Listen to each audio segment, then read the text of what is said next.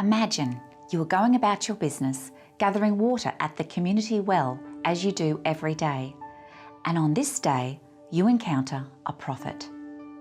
While you're at the well together, Jesus draws upon your deep connection to this source of water to help you understand what he calls the living water.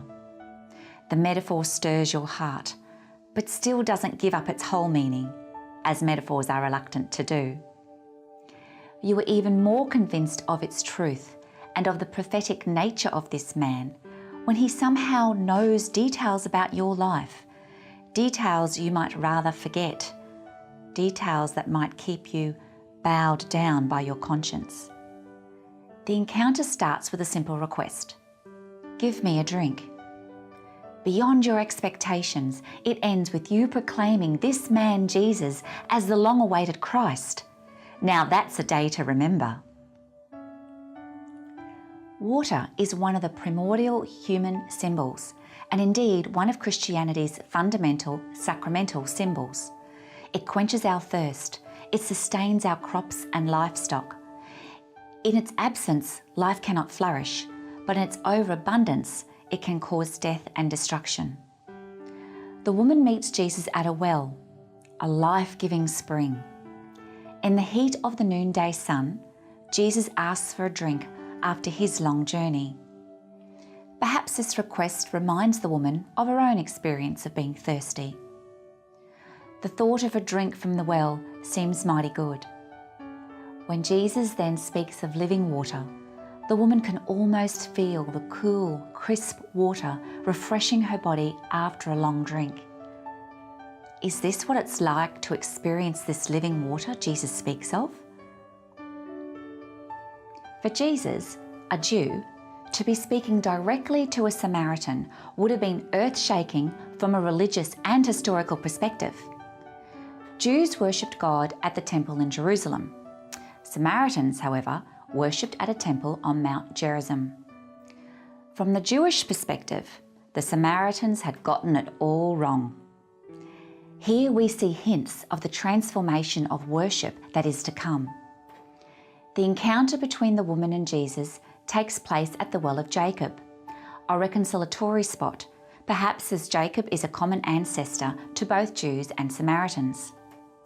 At this well, Jesus proclaims the new worship.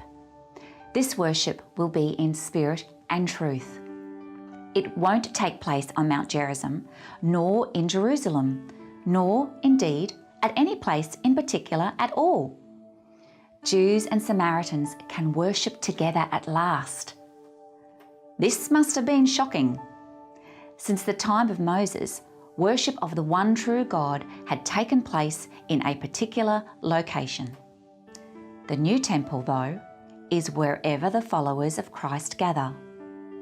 Like living stones, let yourselves be built into a spiritual house, to be a holy priesthood, to offer spiritual sacrifices acceptable to God through Jesus Christ.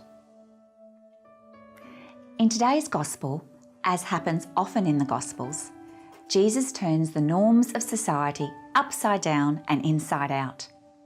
He asks for a drink from a Samaritan well. He speaks and reveals himself as the Christ to a woman, a Samaritan woman without the presence of her husband. What was he thinking? His disciples are amazed he is talking to a woman, but seem to know by now to expect such radical behaviour from their master. This overturning of expectations truly saves us. Our salvation, though, always has complementary halves, and Jesus provides the complete human and divine example, or perfect prototype of this. Our salvation is always imminent, of the here and now, and transcendent, beyond here and forever. Through his absolute presence and undivided attention, Jesus opens the woman to an eternity of living water and a whole new way of life. Indeed, she is so transformed, she becomes the first evangelist as she tells the people in the city, "Come and see a man who told me everything I have ever done." By following his way of interacting with the world and upending societal norms and expectations, Jesus saves through making a new way of life possible.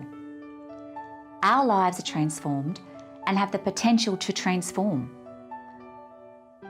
What, though, are our lives transformed for? For our own salvation? Yes, but not only that. Through Jesus' example, we know this transformation is expressed in transformative action in the world, for its sake and for the sake of our brothers and sisters. Giving witness through our lives is a necessity. Indeed, salvation comes in sharing our experience of the living water.